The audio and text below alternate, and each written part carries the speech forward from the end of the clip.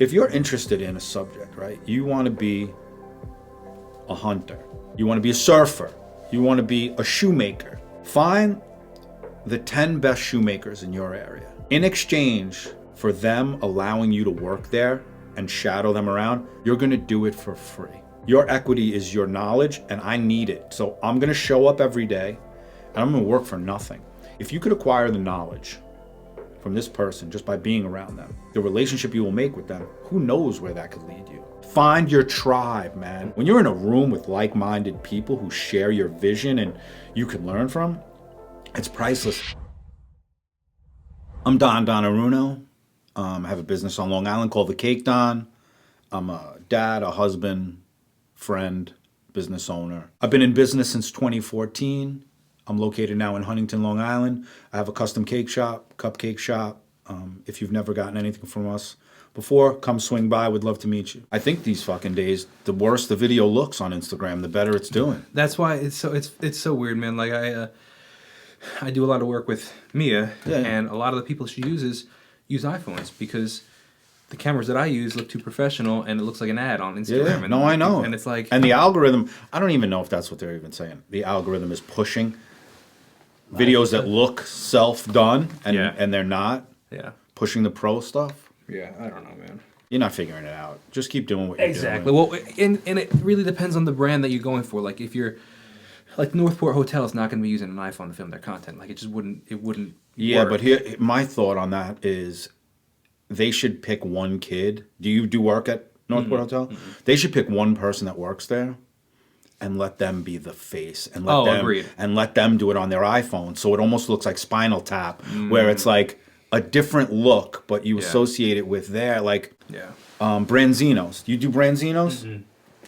But how's their stuff? Their shit is so polished. It looks beautiful. But there's nothing, I don't care how cheese looks being spread and wine this sexy pour. It looks too good, I think. I don't know, man. If you try and figure out what's hitting these days, you can't figure it out. Yeah. You can't figure it out. Yeah. You just gotta just post what you think is authentic to you. I think people don't realize if 7 people watch your stuff and it resonates with them and they're in your immediate customer acquisition area, it's better than the 7,000 who live all over the country, man. It's exactly what we were talking about last time we were speaking. If the right 7 people watch it, so you check your views and there's 4,000, 3,000 views and you're all discouraged because all these other videos are getting 100,000, 1 million. But if you acquire customers from that video, it doesn't matter. Your customer acquisition fee is 0. Instagram is free. Customer acquisition, people are paying real money to acquire customers in a lot of businesses. Insurance business, all these businesses, they're looking for leads, customer acquisition. Small business owner on Long Island now, if I can acquire a customer for an Instagram, if an Instagram post turns into 1 customer, my customer acquisition was 0. It was a free post. I posted it for nothing. That person saw it and they ordered a cake. Customer acquisition, $0 in my budget. As opposed to radio, TV, print ads, like the Instagram, it's not even underpriced. It's no price. It's a play for free game. I mean, they own it. They let us use it. It's not like I say, it's my page. It's not my page. It's Instagram's page, man. But they let us use it for nothing. And when it's gone, because it's gonna go at some point, it'll be on to the next thing. Like nobody ever thought. You're a musician. I don't know if you were messing around with MySpace. Were you too young? A little too young for MySpace. Yeah. So I was on MySpace with I was a musician. I'm on MySpace. Nobody thought MySpace was gonna be everything. But and it was. It was everything. It was everything for the it allowed me to, it allowed me in this band I was in to build a following, not only where people knew us in our neighborhood, the whole city. Like we were able to draw because I would promote the show, and it was, now we're on to Instagram. When the next thing comes, it'll be the next thing. People are going to miss this free content that you could post every day, and too many people are not posting. They're just too conscious of how Are you they on look. TikTok? I am on TikTok. TikTok for me, It's cool, and I've had some videos get real high views, but TikTok is everywhere. You're getting views from, and it doesn't necessarily turn into customer acquisition for me. TikTok, Instagram, and Facebook especially. Facebook for me and these mom groups, the mom pages on Facebook. Every business should try and get in the mom pages in their area because, first of all, they promote me in there. Like when somebody asks, where can I get a great cake? The local moms will put the cake on, and then they'll post a picture of their cake in the comment or whatever. And then I can promote on some of these mom pages and the restaurant pages. Facebook, I think, is even a higher customer acquisition than Instagram for me. But Instagram has been priceless, man. It's been priceless because high-profile people who are in New York for a short period of time, are on Long Island, they're in the Hamptons, they can find me. They type in Long Island custom cake on Instagram, and our work speaks for itself. And I've gotten a lot of work through Instagram. I've made a lot of connections through Instagram. They just found me on Instagram. Outside of word of mouth and outside of Instagram, are you getting like customers through advertisement, or is it just organic? I don't spend 4 cents. I have no ad revenue. I'm nowhere. I don't spend for ads anywhere. And that's how I've been, I've got 100,000 followers on Instagram, and I've built I'm not doing this a very long time. I'm competing with guys on Long Island that have been doing it for forever. Their fathers did it, and I leaned into the Instagram, Facebook, promoting that way. So what do you think makes a business stand out these days? Listen, on Long Island, if you treat the customer properly, from the minute they walk in to after they're done with their sale, whatever you're selling, and your place is clean. If your business is clean, the place looks together. I walk in and I'm impressed. You will keep these customers forever. I would rather go to a place where the service is amazing. I love the service. I love the people that work there. It's clean. Everything looks great. And the food is okay. It's good. Rather than Peter Luger's, you go in and they treat you like they're doing you a favor, man. They serve you like you're bothering them at Peter Luger's. There's too much competition these days. Like, I'll go someplace else because the people are nicer. I can get a great steak anywhere. If the experience is pleasant and I like the people that work there and the atmosphere is good, I think that's a recipe for success on Long Island, man. I really do. Are you making a gyro that's going to change the world? No. A taco. You can get the taco anywhere. But if I come and I dig it and the kid that works behind the counter is pleasant and it's clean, I walk up to some places. I'm in the food industry. I walk up to some places. The front window is dirty. I'm buying food from you. Your front window is dirty. If your front window is dirty, what does your kitchen look like that I can't see? Like, it's the little things like that I think make places stand out and make people stay in business. There's too much competition here, man. How do you relay that to your employees? I don't stop. Like, what do you actively say to them to encourage? Sometimes I don't have to say anything. Sometimes when I'm sweeping and mopping past you, or I'm with the Windex, they see me outside, that's all you got to say. Because now, why did I have to do it? Like, the place has to be, the right music has to be on. It has to smell great. Like, all the things have to be perfect. We have a work area. My business is 2 floors. We have a work area, full work area downstairs, and a work area upstairs. There's a microwave upstairs, and once in a while, people will heat up their lunch in it. And I'll walk in. A cupcake shop cannot smell like chicken soup. Not that chicken soup smells delicious.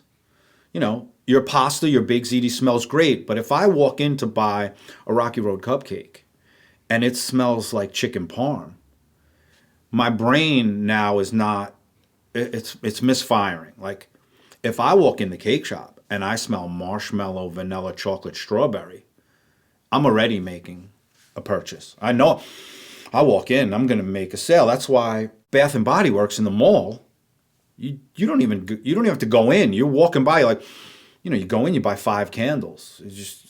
They're getting you before you even walk in the store. And it's stuff that we all can do that costs no money. It costs no money to make sure the napkin holder's full, the windows are clean, the straws are, everything looks in front of, if you serve coffee, right? You walk in to buy a coffee and you look and there's all coffee stains on the counter in front of the coffee machine. I don't want the coffee. It's telling me you didn't even clean the counter. What's the inside of the machine look like? Like, I don't want it. It's so easy. But I think people get complacent. They think they're just going to make sales. Some businesses make money on Long Island by accident. They're just in the right spot. They sell the right product. They have a following for the last however many years, and they're just going to earn. The newer guys, you can't. That's not going to happen. It's not going to. You need to really make an impression on every level. From the minute people sit down to the minute they leave, and the follow-up. Now what I'm doing, do you know who Jesse Itzler is? Mm-hmm. So I'm a huge fan of Jesse Itzler. His whole trajectory from young rapper, writing music, the whole trajectory of his entrepreneurship. We're talking Sarah Blakely's husband, correct? Yes. I didn't know he wasn't a rapper. I So didn't realize you that. don't know the backstory of Jesse Itzler? Not that far. Okay, I know so the Jesse general. Itzler started out. Hopefully you'll see this at some point. Jesse Itzler started out, New York kid. He was a rapper back in the Patrick Ewing, John Starks, Charles Oakley, Knicks days. He wrote a song, Go New York, Go New York, Go. The rap song. And it was about the Knicks. And the Knicks were great back then. He ended up getting this song. They played it in the Garden. Got a record deal. Then started to go around to the league to write theme songs. Was not his dream. He wanted to be a rapper.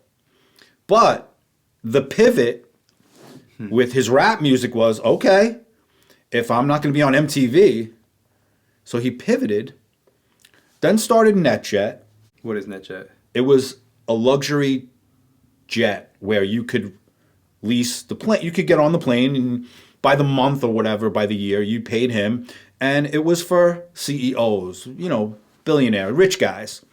He started NetJet and a huge exit on that. I mean, this is a young guy who knew nothing about the aerospace, nothing about planes, but he knew he was now around rich people and he knew these guys are going to need to get around the country and they want to be exactly what we were just talking about. They want to be taken care of from the minute they walk in to the minute they get off. They want the water in the glass bottle.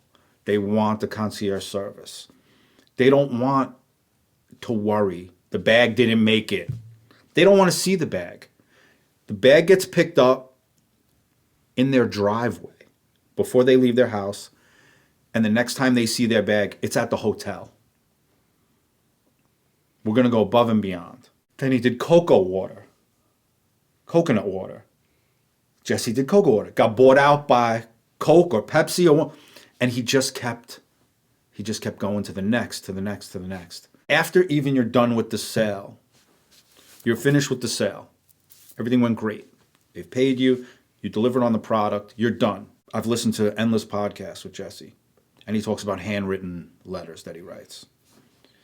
I put a handwritten note from me, signed by me, not a pre-printed, handwritten, personal, their name, something about their party in every cake. This person gets home, they've had their cake, there's an envelope now in the box. Every cake I send out, I write a handwritten note. And there's a little card in there for come in for a free cupcake. It costs me time. I just have to sit every week. My daughter now runs my shop. My daughter gives me a list in the beginning of the week. These are the cakes. She writes the customer's first name, what they're celebrating, and what the inscription is on the cake. So if it's a birthday, if Sarah is ordering a birthday cake for Jesse, I write, hey Sarah, thank you so much for celebrating Jesse's birthday with us. So it's really, You know it's not a stock stamp letter. It's a real personalized letter. But I got that from Jesse, and I've been putting these things in the box, and I know, and I'm not knocking any other Long Island bakery, I know if you buy a cake from any Long Island bakery, there's not a handwritten letter from the owner. I know it for a fact. But I have to do that. I have to try and set myself apart. I've only been in the business a very short time. I have to make this person go, wow. Well, I think it depends on what your goals are in the end, because you don't have to do that to stand out. You could do it, and you could have a mediocre, cake business that you just kind of get by. But if you want to go to the next level, or be the best, or play, or compete with some of these huge names, then that's what you have to do. It really depends what your end goal is, I think. Well, my end goal is, so now my older daughter is my manager, and now my younger daughter is working for me. So it's the three of us in this business, right?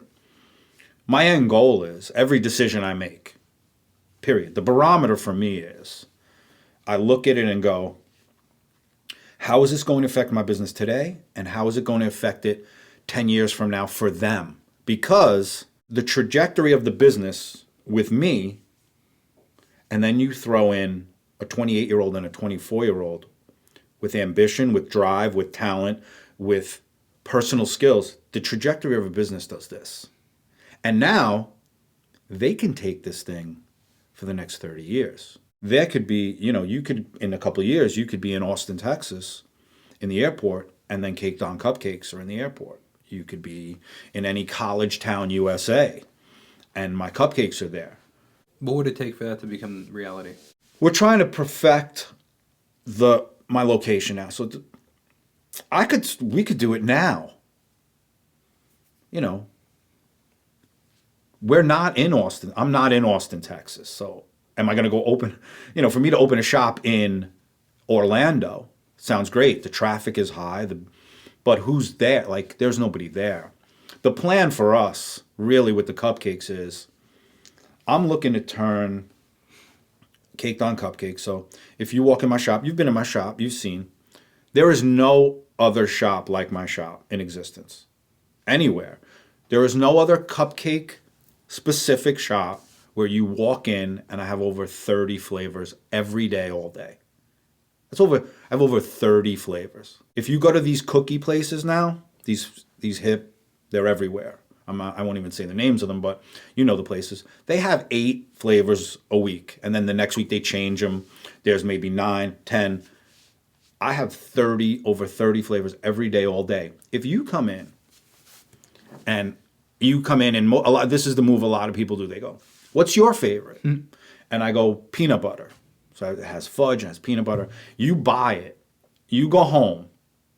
You eat it. You love it. 10 days goes by. You drive back to my shop, and I don't have that this week. You got to wait to... What do you mean you don't have it this week? I know why they don't make 30 flavors every day. It's not easy. And the ingredients, but I want to be an addition to your traditions. I want to be the thing in your head. You're getting in your car with your wife. We're going to the friend's house for the barbecue.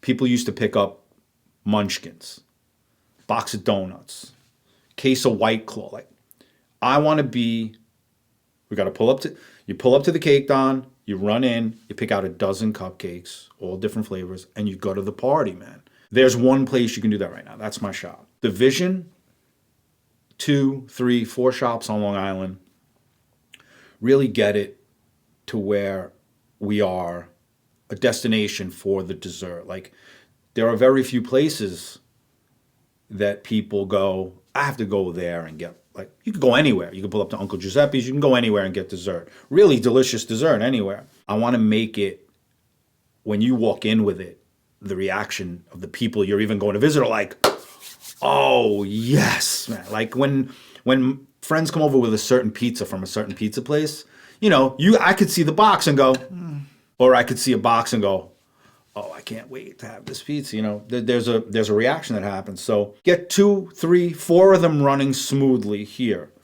South Shore, out east, specific really high volume locations. Then you get the big boys to pay attention, and then they come in and they go, we'd like to license the name, and we want to open 30 of these. Like, Chip City, the cookie place? The original ones were in the city. It was just called Chip. Danny Meyer, who owns Shake Shack, his company bought Chip City. They're now invested in Chip City. That's why there was 4 Chip City, and now there's 74 Chip City. Like, it goes from 4 locations to 74 very quickly because that money comes in, the capital comes in, and they have a plan, and they're going to open. That's how you get to that point. I mean, it's very, very rare. How often do you see a Chick-fil-A where the family who owned the first one still is involved with every location? It's a rarity, but that's how you get to that. But I have no doubt at some point there'll be multiple locations, and the business model will work anywhere. The only place I think it won't work, because if you've been in my shop, I have the 7 train on the wall. If I put a New York City 7 train in Boston, and people walk in, there's probably going to be a problem. Like, Boston people are probably not going to want to go to a place with a New York subway. I might have to change. Or the Bronx. I don't know if the Bronx will do with the 7 train. Yeah. That's Mets and Yankees, though. No, there's a huge Met following in the Bronx. In the Bronx? Oh, huge. Really? Yeah, Okay. huge Met following in the Bronx. Yeah, families that were Dodger fans, when the Dodgers left, those families raised their kids to be Met fans because they were National League. They hated the Yankees. The Dodger fans hated the Yankees. So the grandfather was a Dodger fan. His son became a Met. They became Met fans just because they hated the Yankees. Yeah. I think I could get away with it in the Bronx. I'm going to give it a shot. I have a question for you about your industry. Being that you are in essentially the sugar industry or the dessert industry, have you been finding pushback now with this? The culture, I found that culture shifting from a lot of this processed food to a bit more of the whole food, organic concept. Like, how have you seen that affect your business, or has it affected your business at all? I pay attention to the big boys. Coca-Cola sales are knocked down. Gatorade has never sold more Gatorade. You know how much sugar is in Gatorade? They've never sold more Gatorade. It's through the roof. Are people going to buy a cupcake from me every day and eat it every day? Probably not. I need the special occasion. So there's enough people here, and there's enough people everywhere, where if I only get the people who have birthdays that day, I'm doing just fine, man. I'm not going to be, let me get my Poland Spring water or my Evian water. I'm not going to be a daily occurrence. I shouldn't be a daily occurrence. Some people, I am a daily occurrence. You shouldn't be. But, the GLP-1s, the healthier eating, the people trying to really get in shape, it affects the business. But my thing is, I'm a special occasion. But it's any occasion. So there's a lot of reasons. It's the last game of the season for your kids' Little League. They need dozens of cupcakes. It's a baby shower. It's a birthday. It's guys retiring at the post office. They want to get cupcakes. There's a little bit, I'm not generic, just bring some, let's make an impression. It's a special occasion. I haven't felt yet that the health conscious or the GLP-1 movement that's going on has affected it. Or I'm even saying more of like, I don't know about your ingredient list, and I guess it's kind of to some degree what I'm asking, but like even like the people that are pushing against like the dyes and the food colorings and the whatever, what's it called, the bromate and all the flour and that stuff, or even with the seed oil. Like, I'm obviously that's a different industry, but like, how is that, like that whole like Maha movement? We have plenty of people calling about food coloring, and there's going to be a point where you're not going to have to call. None of us are going to be able to use these food colorings. They're going to, by 2027, they're making it where they're going to have to come up with an alternative for these food colorings. My answer to that is, do you use Zin? No, I don't. I grow my own tobacco, actually. My answer to that is, grow my own chewing tobacco.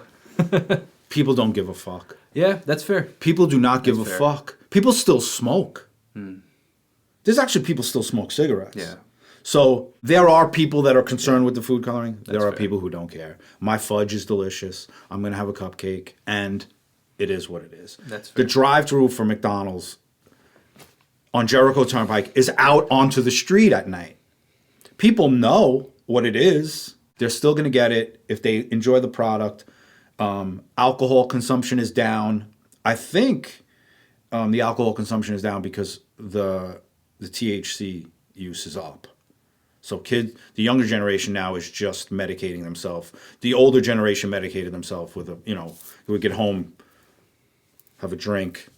Now everybody's using it. They're taking the edge off, with a gummy or whatever they're using. I don't think it's going to be that big a hit. And I think they're going to just make us adjust. They're going to give us an alternative. They're going to give us products where there's going to be a new red food color. There's going to be a new yellow. And it's not going to be a concern. We do get calls, though. I get a call from a mom. I need soy-free, dairy-free, nut-free, the same kid. And I'm thinking, what does this kid eat? Like, how do you even go anywhere? There's a lot of sensitivities out there. And I tell them straight up, I go, I'm not your guy. Like, the last thing I want to do is get your kid sick. If your kid is really that sensitive, I shouldn't be don't come here. Like, I'm not for you.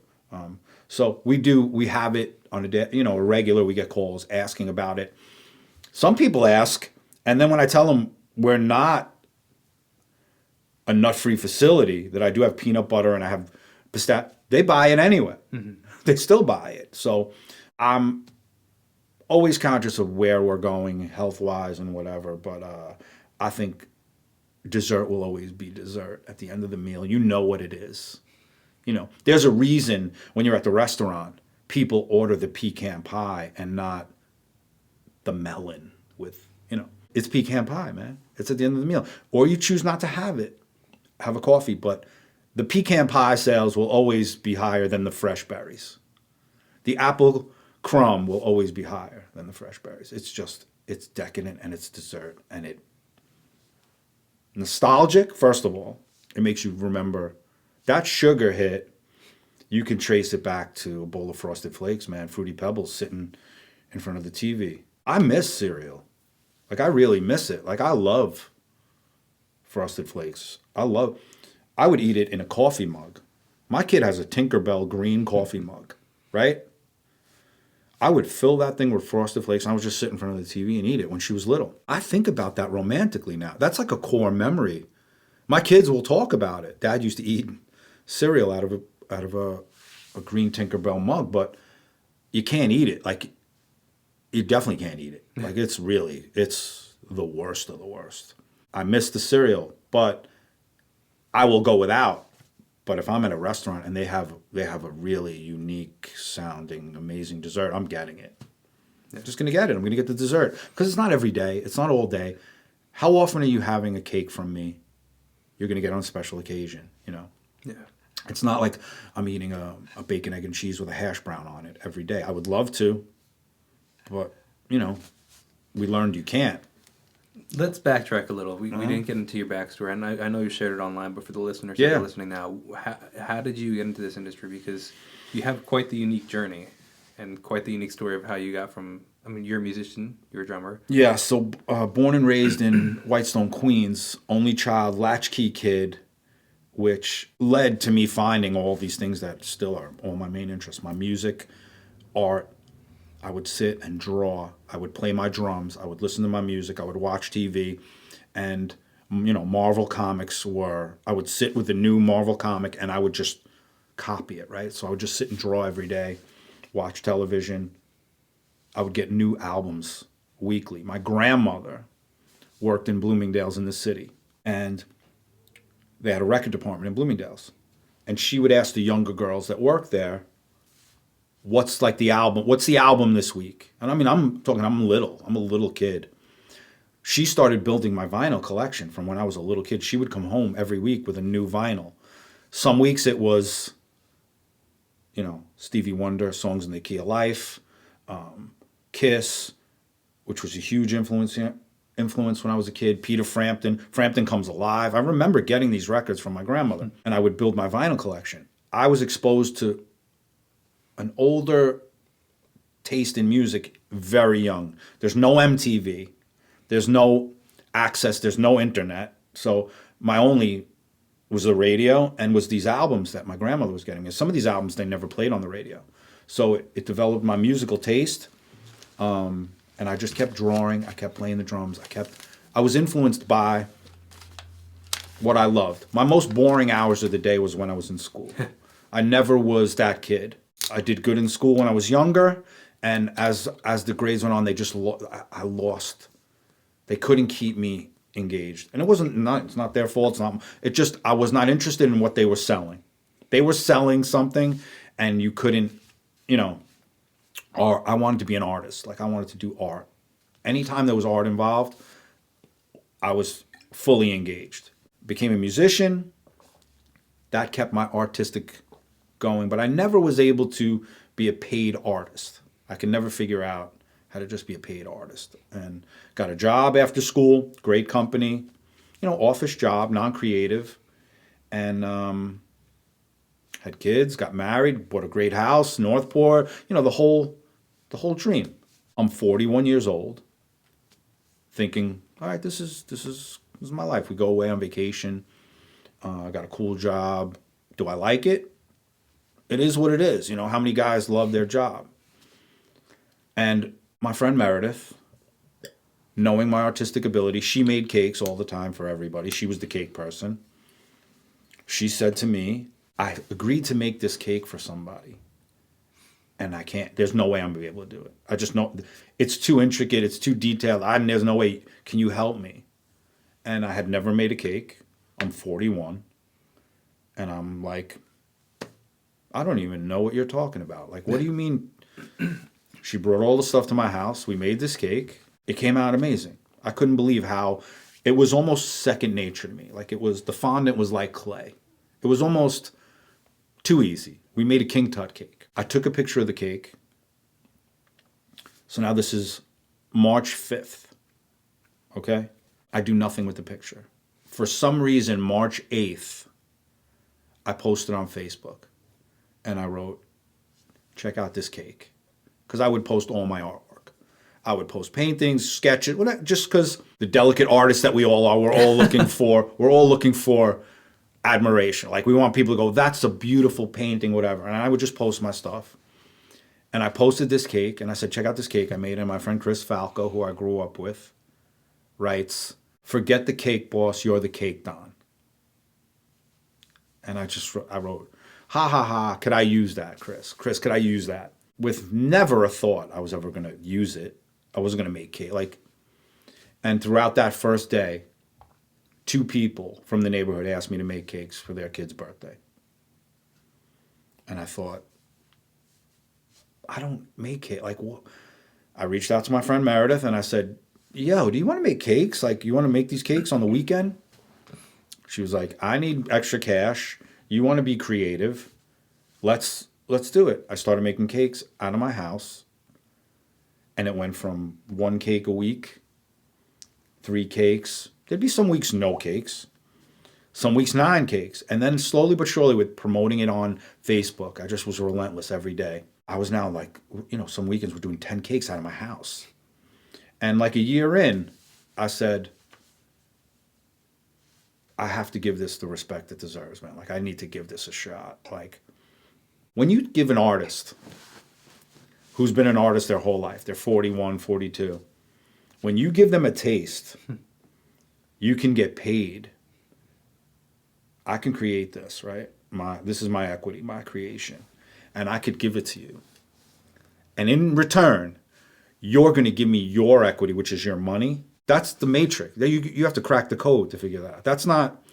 That's what everybody's trying to figure out. Can I create something with my mind and my creativity and hand it to you and you're going to hand me money? That's what was happening. And that was a drug I had been searching for my whole life with music, with art. And then it happened. And I said, I have to try and do this. I had no bakery background. I had no idea. I'd never worked in a bakery my whole life. I went and got an entry-level bakery job at a bakery in Oceanside.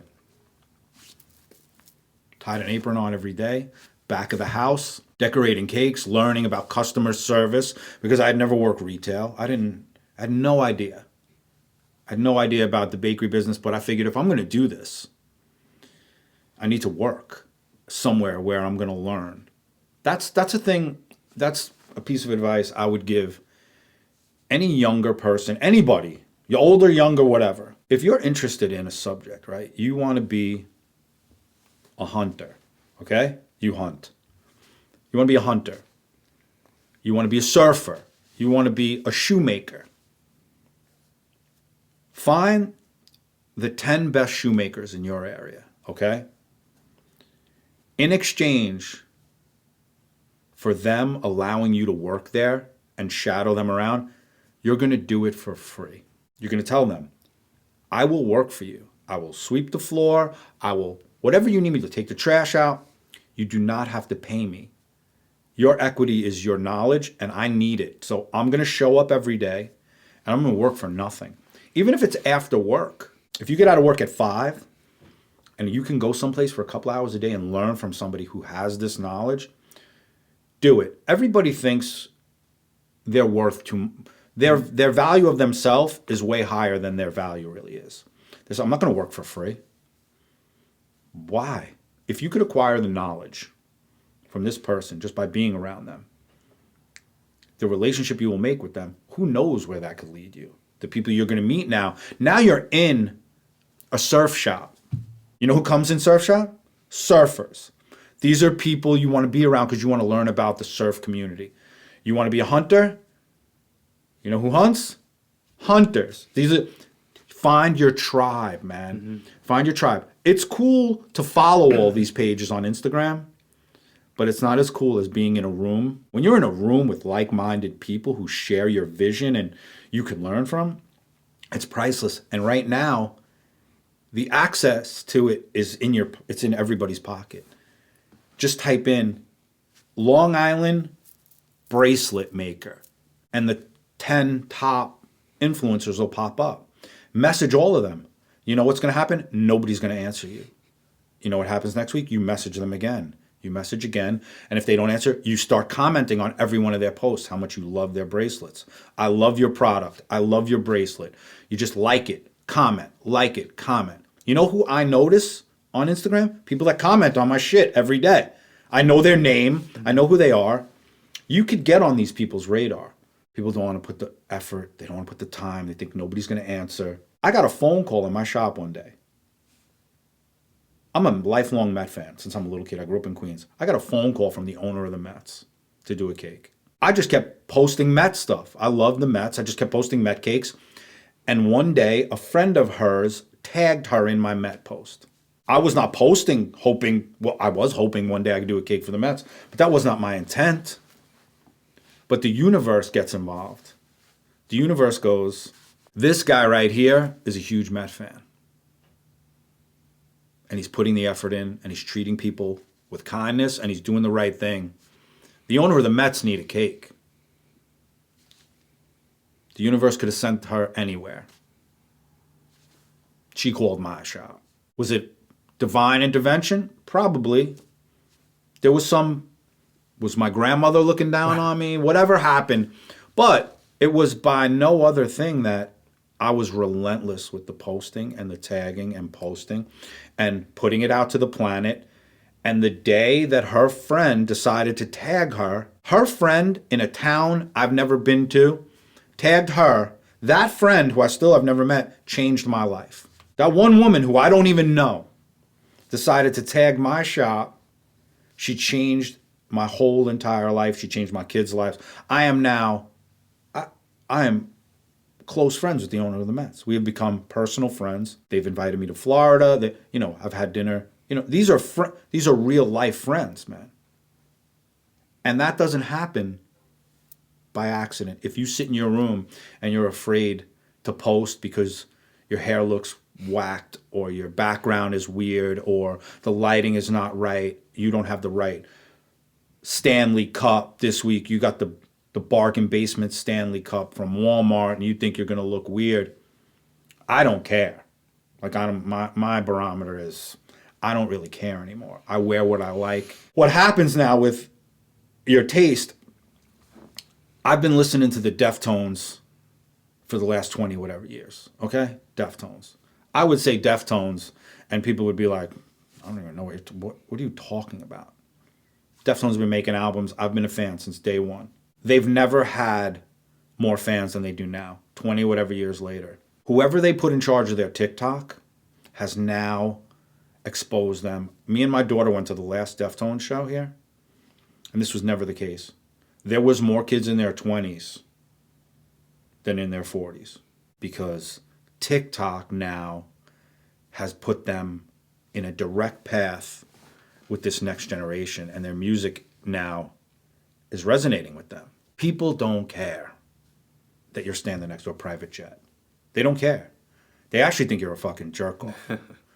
That you're going to take a picture, with your AP and, your passport and your jet and Nobody cares. You know what people resonate with? When you get on and you go, I can't take this shit no more. This shit is hard, man. The life of a small business owner is hard.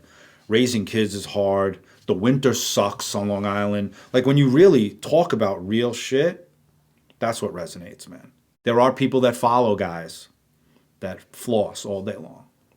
Chain, watch, car, abs,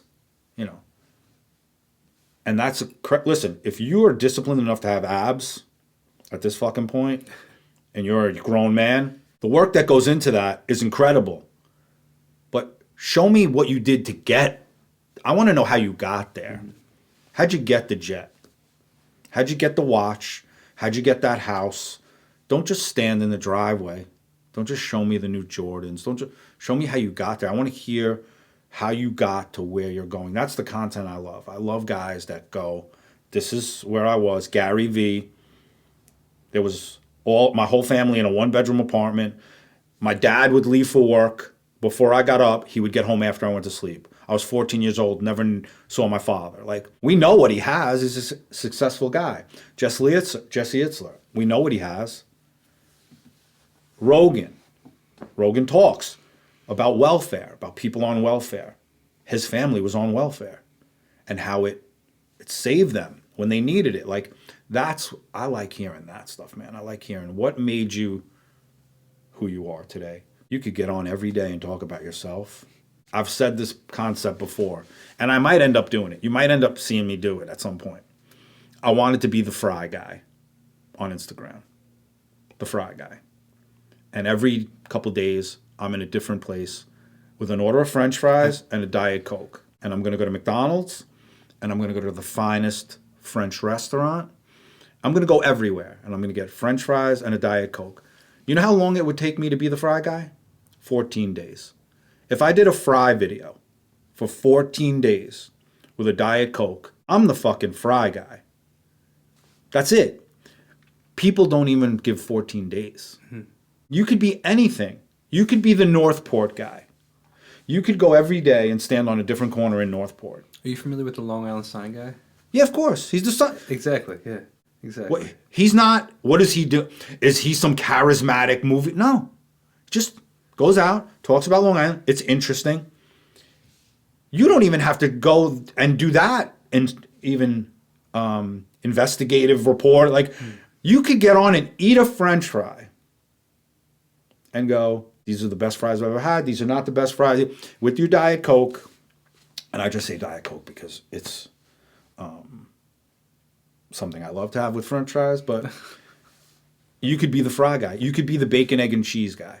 You could be Dave Portnoy. You could go eat a slice of pizza and come outside and say 1 through 10, and you could have an empire. That's how this social media works.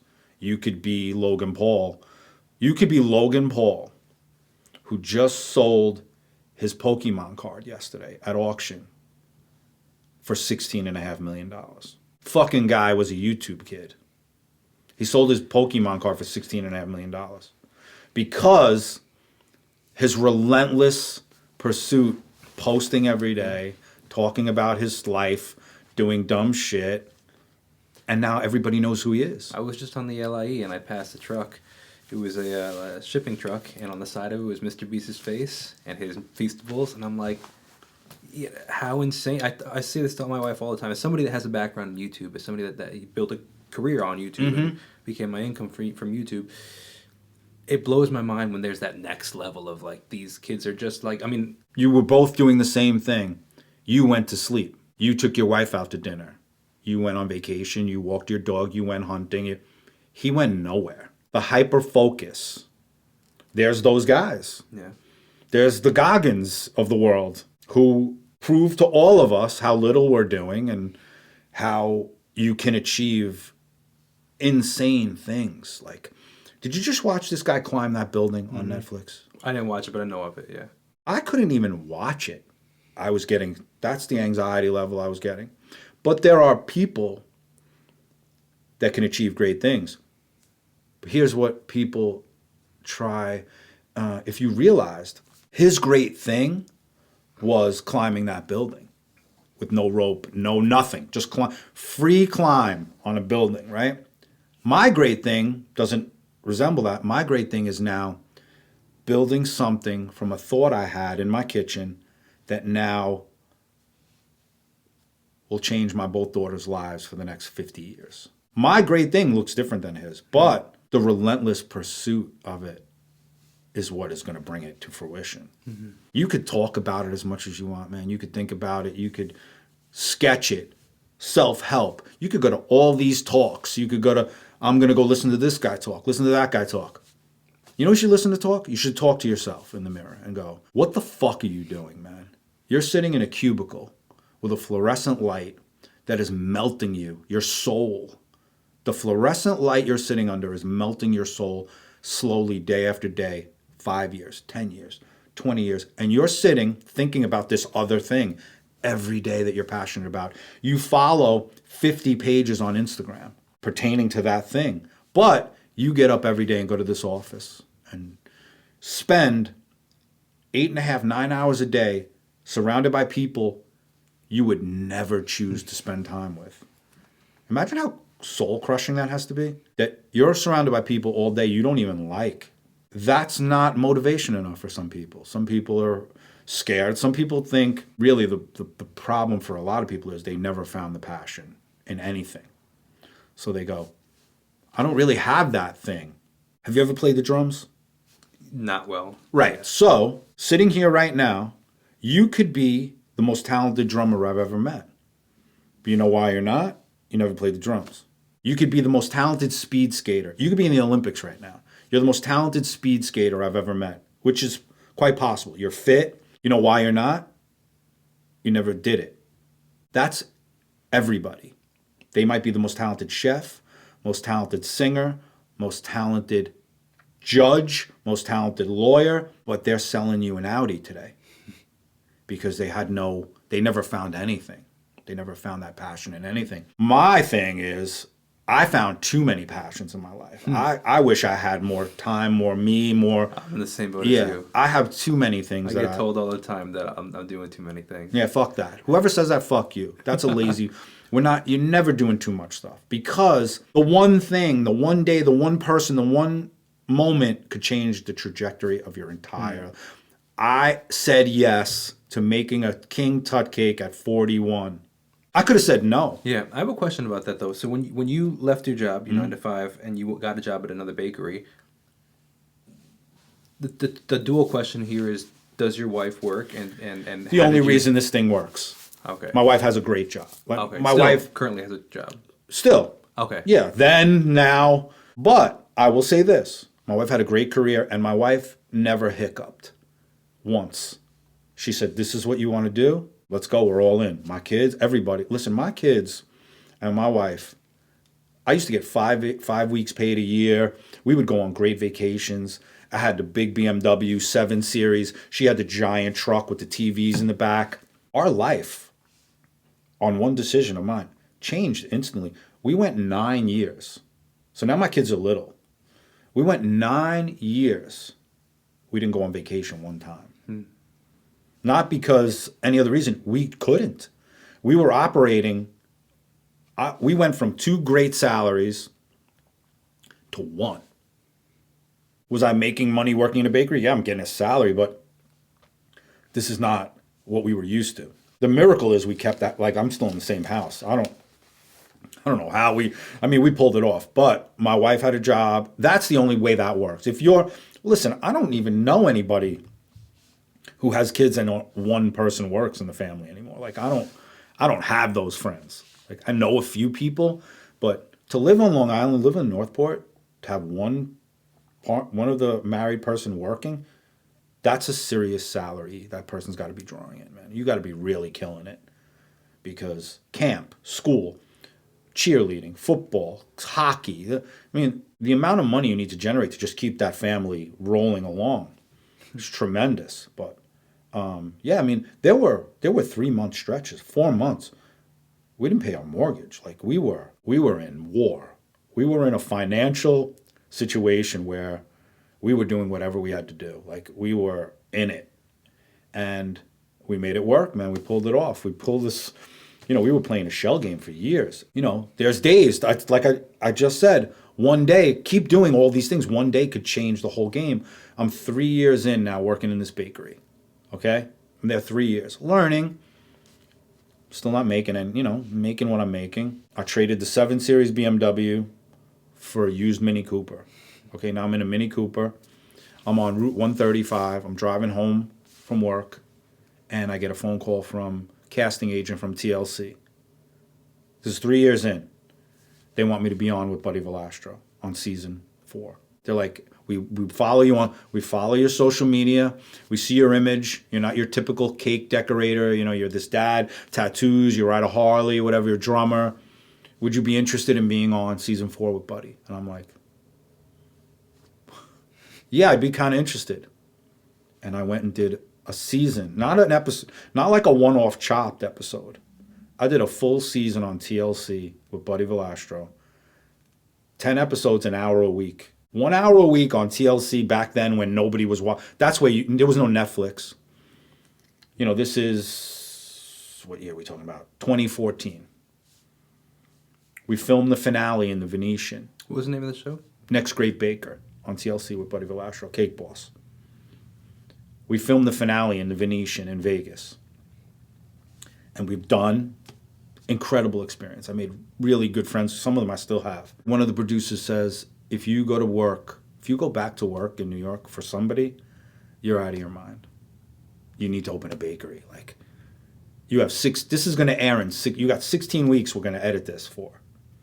4 months it's going to air. You should open a bakery. And I'm like, I don't have 20 cents in the bank, man. Like, I ran through the 401k. I ran through the college money. Now, like, I'm just trying to keep this house going, car payments. And not long after the show aired, I opened my first shop. Practically, what did that even look like? If you have no money to your name, where did that even come from?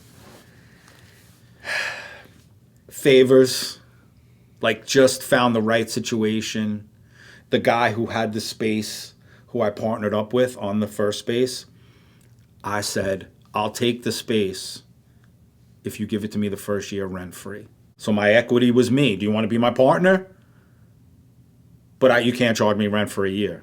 And he fucking did it. He said, I don't get rent now. Or, it's empty. Yeah. I'll do it. And I did it. And for 18 months, in my first location in Carl Place by Roosevelt Field Mall, I was my only employee. I sat there every day by myself. 18 months. Phone, email, decorate, design, deliver. Me. How many years are you into this? And so I started that professionally. I made my first cake 2010 was my first cake. But 2014 is when I opened that shop. When would you say the pivot point was? There was no one. The pivot point really that I can feel where I felt like, okay, this might work. I was able to hire a part-time employee. 18 months in, I finally was able to hire somebody part-time. And I'm like, okay, if I just keep multiplying a couple of extra sales every month, I'm going to be able to, then she became full-time. Then I got my second employee. Listen, it's been it was. When did it get to the point where it was, okay, we're not missing our mortgage payments anymore? I mean, I was in it for a long time, man, before that was the case. Yeah, I that's what I believe. Yeah, that. it's not that long ago. Because I assume that, and I think that most people don't. They see where you are now. They see you making cakes for the Mets. They see that you're, doing Hillary Duff in Brooklyn. Like they see all these things, and they're like, oh, like that's what he does, and they don't realize that no, it was 8 years, 9 years of. I don't know if he could pay the mortgage this month. Listen, there was months where at the Cake Don didn't get paid. Everybody else, you have to pay everybody. All the people that work for you have to get paid. The lights have to get paid. The gas the insurance. I was not getting paid, but this is nothing new. All the business owners out there are going, boo fucking who? Like, no shit. Like, there are weeks you didn't get paid. Yeah. It's a good reminder too. Sometimes, look, I think that one of the whole reason that I wanted to start this podcast is, as a business owner myself, you can become self-imposed lonely.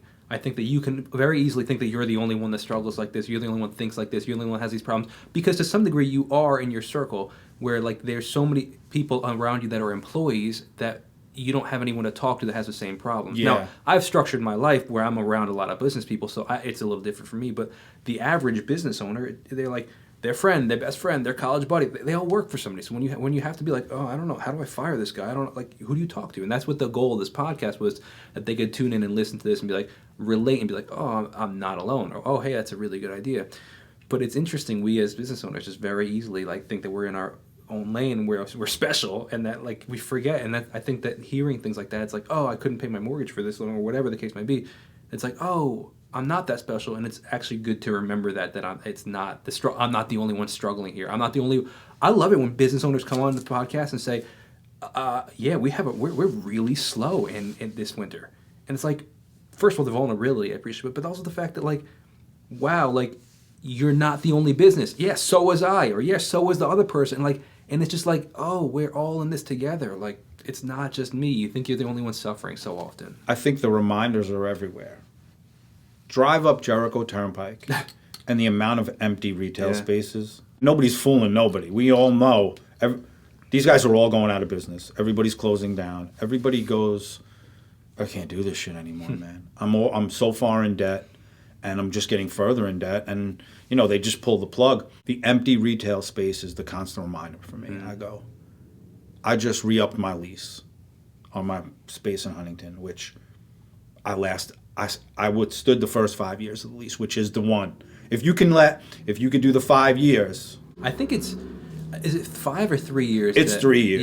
Yeah, it's that first 3 years. Everybody. Is it 50% or 80% of businesses fail in the first 3? It's an astronomical number. But if you make it past that 3 year mark, it's like, oh wow, this is crazy. What I think the problem is, people romanticize about opening a restaurant or a bar.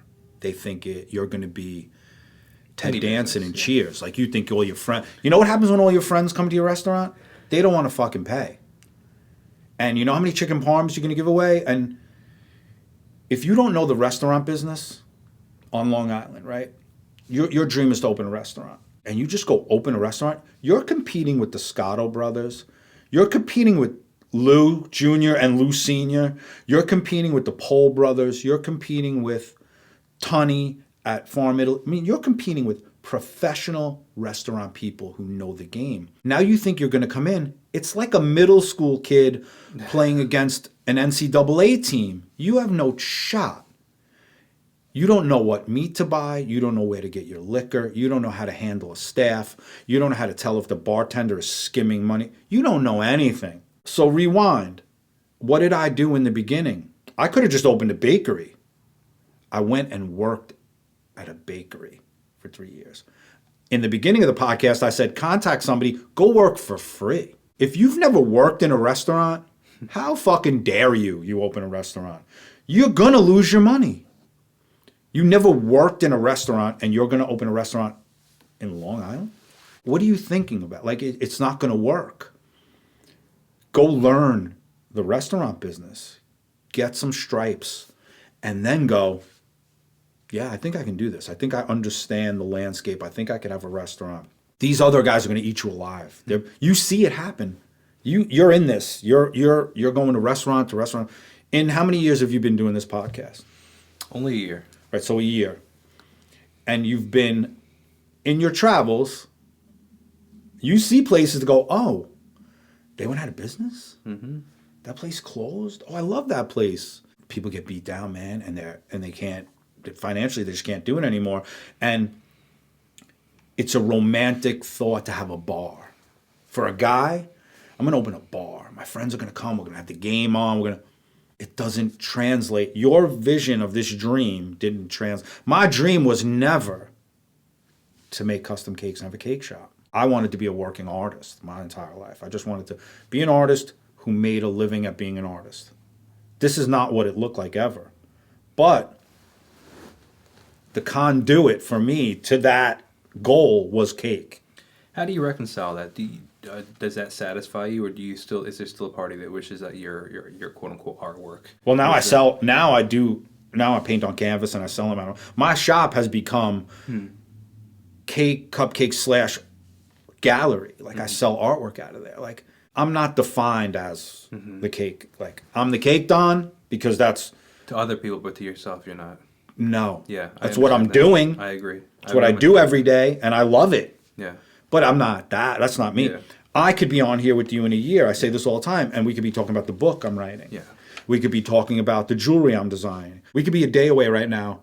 I could get a phone call that is as life-changing as the cake phone call was on March 5th. Mm-hmm. I could get a phone call tomorrow with something I can't even comprehend right now. So to piggyback on what we were saying before with the you were saying, you know, with the friend that's saying you're doing too much kind of thing, what would your answer be to him in the sense that his argument is that you could be focusing more on that one thing could be popping off more because because you're doing 10 things, they're all not totally popping off. You're at level C with these 10 things, but maybe one of these things could be level A if you really focused. Yeah, so I trust my gut. That's the only way I'm where I am. I have a funny way of telling myself, this is not the thing, man. But if I spend a large amount of time thinking about it, I know I still have to give it what it deserves, the attention it deserves. So, and I always find that argument funny when you look at some of the most successful business owners in the world, and they're not just doing one thing. No. None of them. Look at Elon Musk, who has 15 different businesses, and like it just. Granted, we're not at his level, but it is just interesting. But we're at his level in our world. Like, listen, I use Rogan a lot, right? Because I'm a huge fan, and I've been listening to Joe for years and years and years. That guy is a pool player, hunter, UFC commentator, stand-up comedian, father, husband, friend, owns a nightclub. Like, he's not doing any of that shit if he didn't like it. He loves all of it. He loves all of that stuff. So, and could you imagine what his schedule looks like? Like, yeah, we're talking about, I can't fit this all. If those guys could find the time for that stuff, I owe it to myself because I might end up being one of the finest children's book authors you've ever met. I haven't written the children's book yet, but shame on me because the idea is in my head.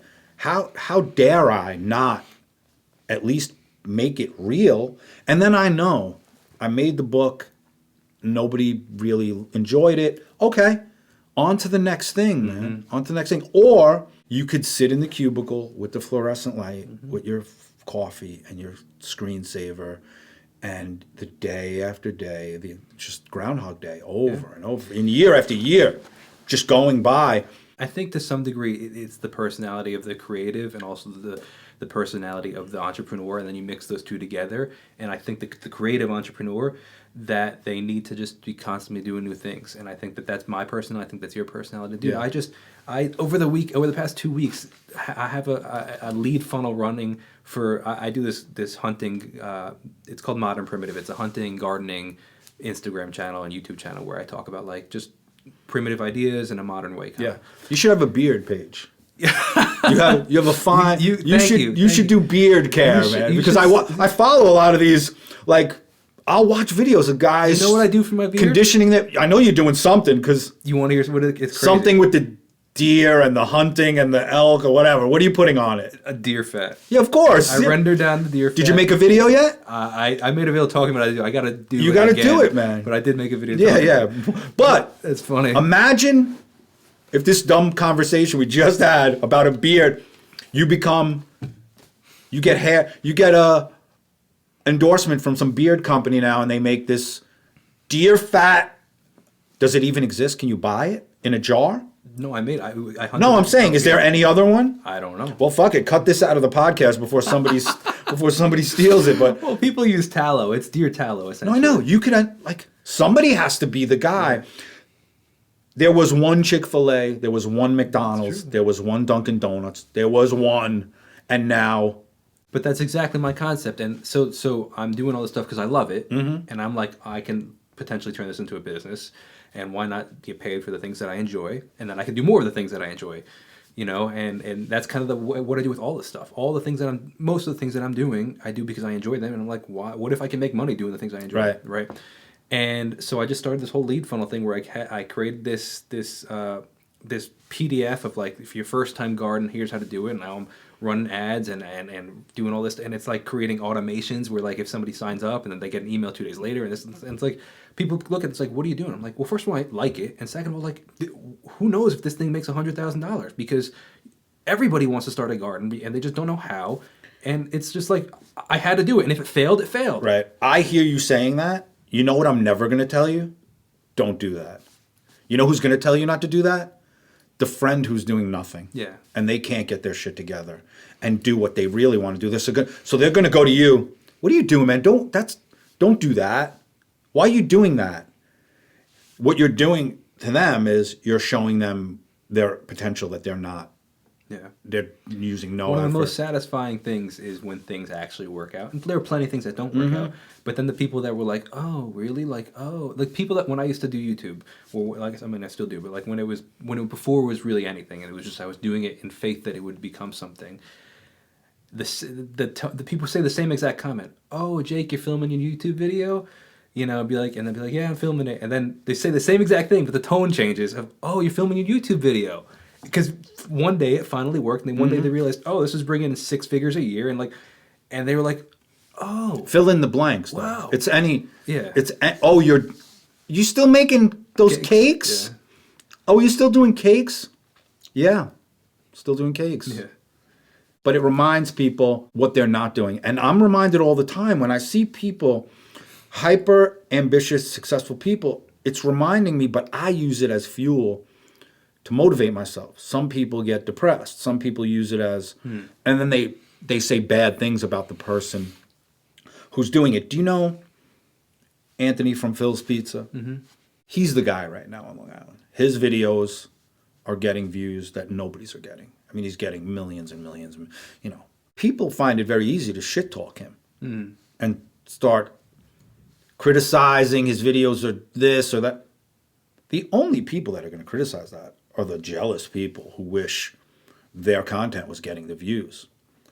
I see his stuff every day. I am so inspired by his content. Not that I'm going to ever do that type of content. I'm not going to walk in and make comedy skits. That's not my lane. But how incredible that a guy at his age, 4 grown kids, wife, pizzeria, struggling business guy, was able to figure out one day, I have this comedic timing, and if I make these videos, and it worked. Yeah. Do you ever see yourself collab? Like, I could see with where you are and the platform you have and your personality and the type of work that you do, I could see you collaborating with a lot of these different businesses on Long Island. Yeah. In some sort of way, whether it be Phil's Pizza or whether it be the Dirty Cheesecake in Smithtown. Like, I just see the Cake Don, the Dirty Cheesecake doing something, or Phil's Pizza and here's my issue with that, or here's what is a sticking point for me with that.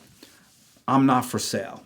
Like, I don't want to stand next to somebody and say how cool their product is if I don't think it's a cool product. And it's just, maybe that's not how you become super successful. You do think that Phil's, or whatever, Anthony from Phil's Pizza is doing. I think it's incredible. Yeah. So, like, hypothetically, like he sells my product there. Oh, okay. Yeah. So he has Cake Don Cake. Oh, he reached out to me in the beginning, and he said, "Let's do a collab." And what's my first instinct? I said to my daughter, "I don't want to collab with this guy. He's a fucking asshole. Like, he's not a nice man," because I thought that's who he really was. And then I met him, And he's become a close friend. He's a beautiful human being, like a real sweet, caring guy. And we collab together. I'm in all the Dirty Taco locations. I'm the dessert in all the Dirty Tacos. So if you go in Dirty Taco, exactly what I was yeah. But I want to be Ray-Ban. So if you see my Ray-Ban, you see the frames I have on. There's spray paint speckles all over them, and people think it's on purpose. It's not on purpose. I do graffiti artwork on canvas, and paint gets on my glasses. But it's in my mind to reach out to these frames, the companies, and go, I'm an artist, this is what I do. I would love to have a signature frame with spray paint speckles on it. That would be my signature frame. I painted my truck, my delivery truck. I hand graffitied it, my friend clear coated it. A phone call I never thought I would get. A guy wanted me to paint his Lamborghini. Graffiti his Lamborghini. He wants a one-of-one Lamborghini, and he wants me to sign it. And then he'll have it clear coated. That would make his car the most unique. So I never thought anybody would ask me to paint their vehicle. I gave him a price. It was a pretty heavy price because I figured this is a one-of-one. And he decided not to do it. But I'm a guy, I'm an artist who makes cake. I can collaborate. Yeah. Me and you could collaborate on, I could paint your bow. Yeah. Like I could really venture off into anything. But the reason I said I'm not really for sale is I'm for sale if I love what you're doing. Sure. There I are think the way it people, should be. but there are people that will stand with anybody. Yeah. They get paid, Yeah. they're going to stand with anybody. Yeah, but that's cheap and people can feel it. I guess they can. I can. Some people might not be able to, but I don't want to promote something that I'm not fully behind and I don't believe in and I don't use. Like one thing that I admire about you, and I think that makes you stand out and successful, is the fact that you don't care about failing. Yeah, as cliche and as cheesy as it sounds, but like you reach out to Ray-Bans, they may never respond or they may say no, and like so many people, you tell it to somebody that doesn't understand, they'll be like, that's never going to happen. if you know how many people I message on a regular basis that I still never got in a...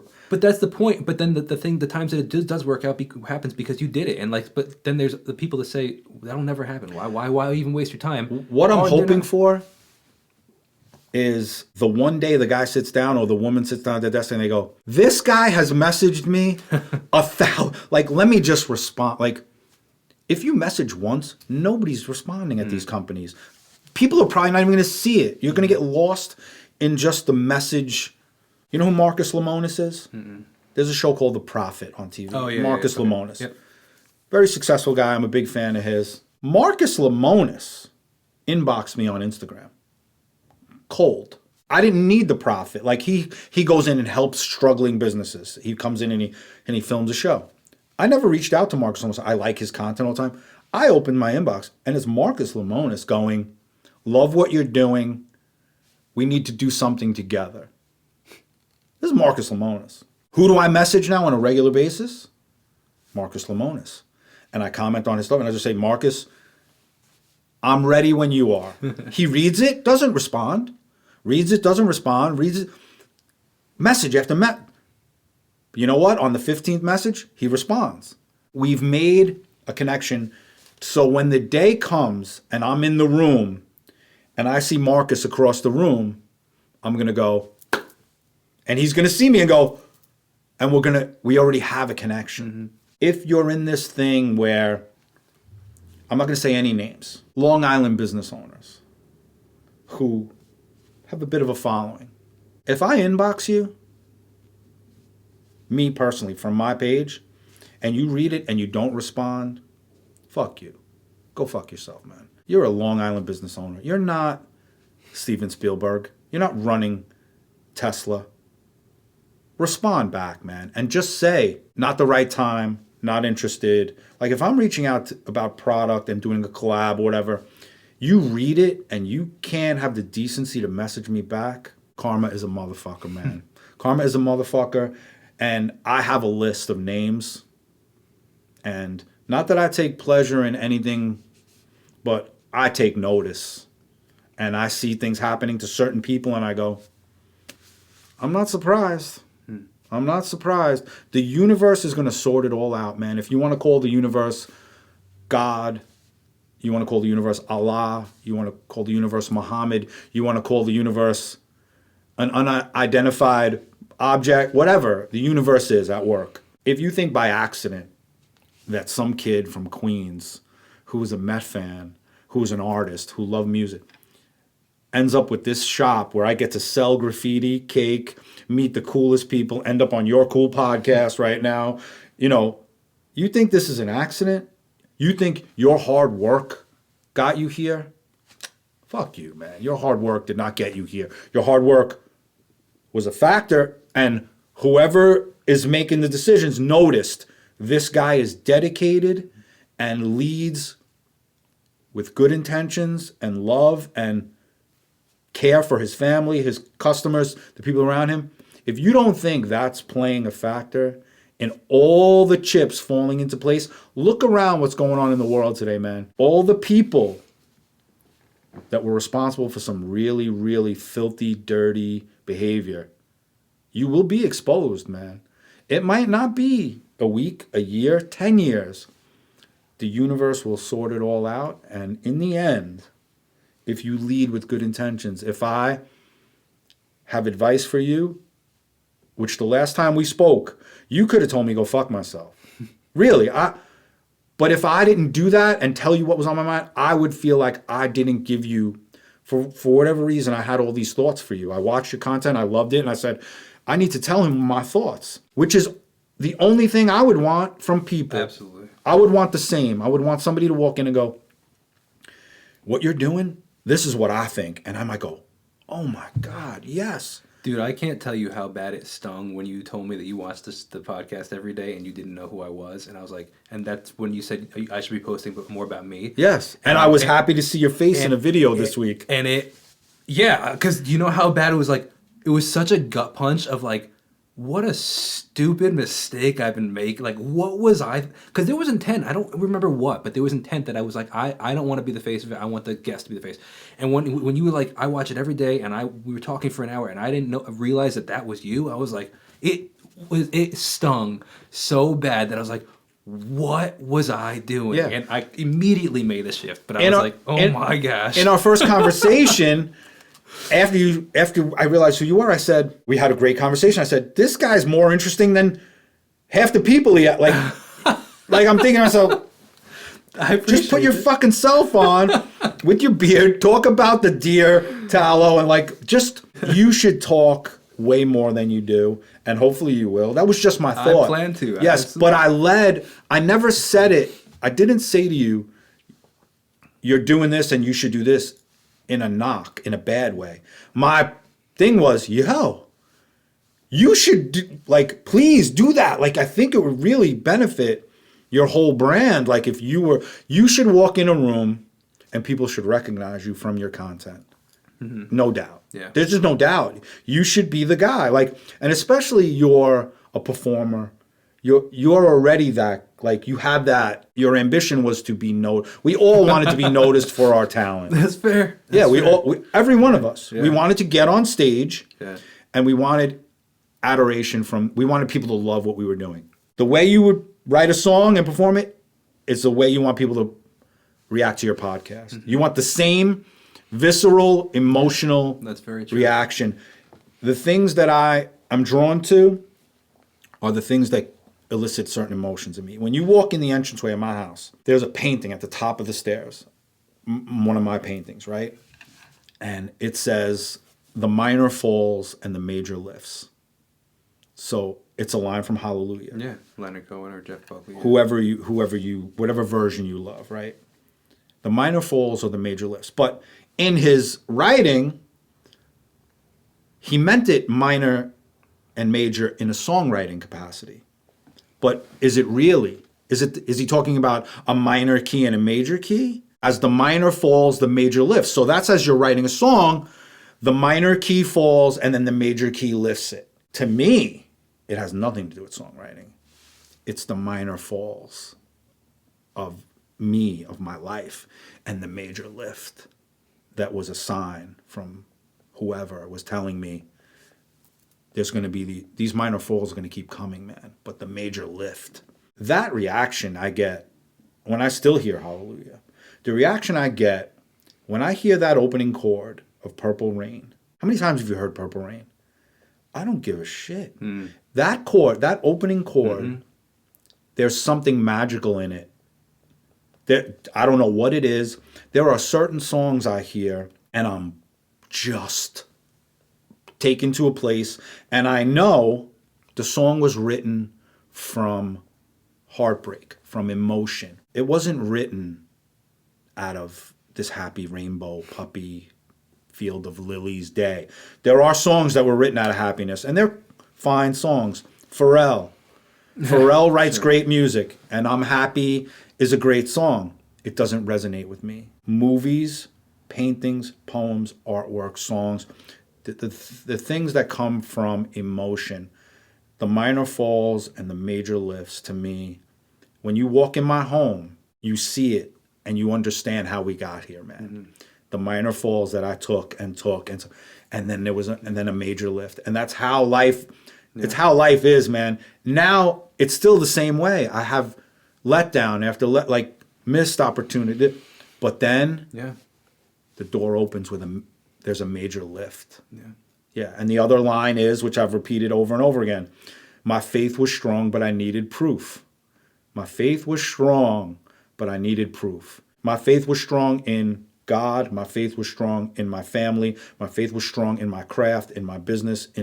My faith was strong, but I need proof, man. Like, I get it. Like, day after day, looking up to the sky going, just give me something, man. Show me a sign. Give me proof. My faith was strong, but I needed proof.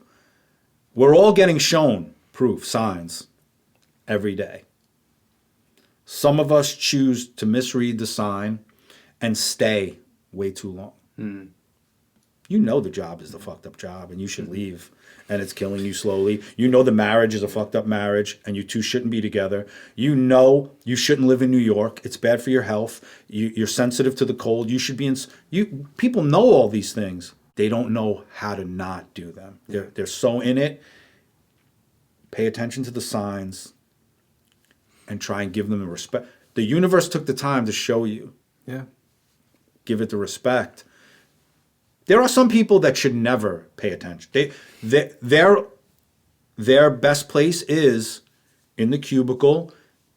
That's what they're best at. And I'm not knocking a cubicle off it. There are people they're amazing at it. Their customer service is top notch. I'm talking about creative people who want to create and do things. Think of a thought and carry it out. That's a different kind of human. That's who I am. That's why I don't associate with that cubicle mentality. But there are people that should do it, and if you love it, you should stay there. There are women that were at the front desk of the school, 30 years ago. They're still there. They love it. That's what they should do. I'm just talking about if the universe is sending you signals to do a podcast, to do things with organic, grass-fed beef, pay attention to it. There's a reason. There's a reason these things keep showing up. The minor falls and the major lifts, man. I have core memories in my mind. None of them, very few of them, are the great days. Very few of the days that pop up in my head are, I made a cake for Aerosmith, right? I did a cake for Aerosmith, and Steven Tyler rolled it out on stage at UBS Arena. I never think about that cake. Mm-hmm. You know what I think about? I did a graduation cake for a friend, and I put the wrong name on the kid's graduation cake. And they called me from the restaurant.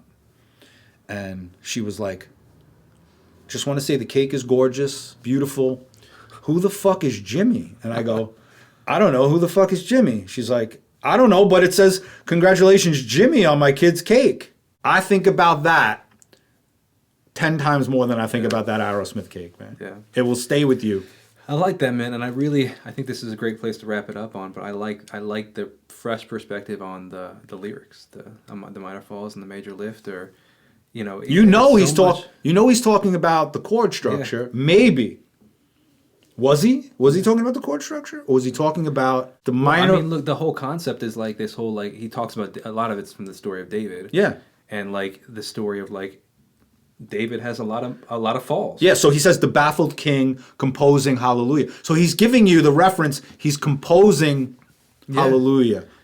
But is it a song? No, it's not. Yeah. It's not a song, but he's putting it in that context. But it's just interesting, like, it's very interesting, man. Like, just on a totally songwriting level, actually, because I'm a songwriter. Yes, I come from the same place. But, like, now that I think about it, it's like, well, yeah, but what's cool also, I don't know if you know this chord structure, the chords in that song, when he says the minor fall, it goes to a minor chord. Of course! It lifts, right? But then David, in his life, had a lot of struggles. He, slept with another man's wife. Then he killed that man. Then all these things, and it's like, but then he was also the best king, God, after God's own heart. The major lifts. Very, very interesting. Yeah, but that also comes with my age, man.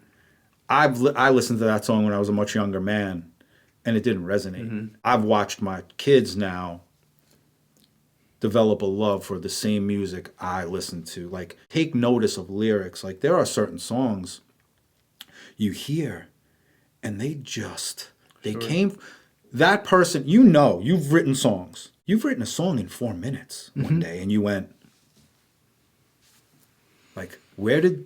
And you just thank you. Like, I don't know where it came from. I don't know where this... Because you've also sat and tried to write a song for a week and a half. Yep. And you can't find your way out of the round room. This chord structure is not...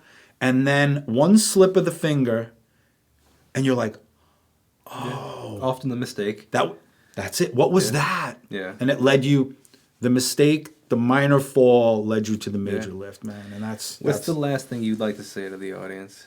Be gracious with yourself, man. Treat yourself with grace. That a lot of us, a lot of people are dealing with childhood trauma, man. And I talk about it a lot. Stuff that happened to you when you were a kid. And we're all carrying it around still. I meet people, and I can tell right away they're dealing with some stuff from when they were 7, 8, 9, 12. And they've never been given the grace to work through it. And now they're an adult. And it's still weighing them down, man. It's still weighing them down. Whatever your trauma was as a kid is different than the other guy's trauma. We're all dealing with different stuff. So the guy who was nasty and cut you off in traffic, he's not cutting you off. He doesn't know you. This cat could be dealing with some stuff, man. The lady that's nasty online at the Target, just be gracious with people. Don't be quick to judge. You don't know what that lady's going through, man. You don't know about her mom with dementia that's in a care facility who's dying, who hasn't recognized her in a year, man. You don't know what people are going through. They're not doing it to you. They're dealing with their own stuff, and that's how I try and go through every day, man. There's some people really struggling out here. I try and just bring some cupcakes, some cake, artwork, and bring some positivity, man. But if you're dealing with some stuff, and I've been to some dark places, man. I've struggled with depression, anxiety, and just go talk to anybody.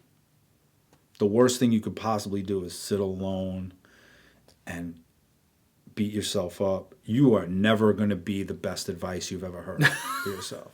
You will never be. The best advice I've ever gotten was never from me. Yeah. Sometimes I'm the worst advice. Yeah. The best advice I've ever gotten is from somebody observing me from the outside and going, I like that. That's good. Yo, treat yourself a little better, man. Treat yourself a little better. Give yourself some grace. Unplug for a day if you need it. Put the phone down. Put the work down. We all know everybody here on Long Island is worn out, man. We're all burning it. Just trying to survive here. Pay the taxes. Keep it going. Unplug for a day. Treat yourself with grace. Take care of yourself. And in turn, with taking care of yourself, you will take care of the people around you, man.